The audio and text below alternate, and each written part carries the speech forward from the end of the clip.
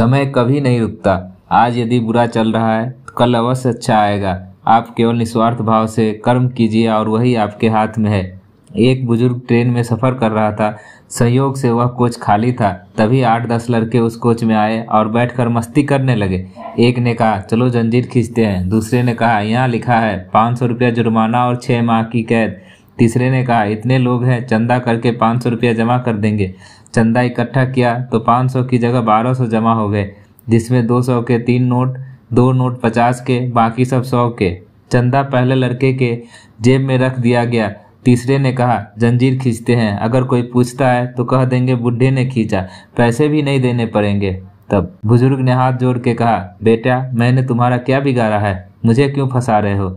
लेकिन लड़के नहीं माने। जंजीर खींची गई। टीटी आया सिपाही के साथ। लड़कों ने कहा, इस बुढ़े ने जंजीर खींची है।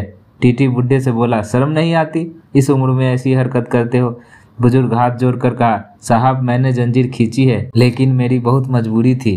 टीटी ने पूछा, क्या मजबूरी थी। बुढ़े ने कहा, मेरे पास केवल 1200 रुपये थे, जिसे इन लड़कों ने छीन लिया और इस पहले लड़के ने अपनी जेब में रखे हैं, जिसमें 200 के 3 नोट, 2 नोट 50 के, बाकी सब 100 के हैं। अब टीटी ने सिपाही से कहा, इसकी तलाशी लो। जैसा बुजुर्ग ने बताया वैसे ही नोट मिल गए।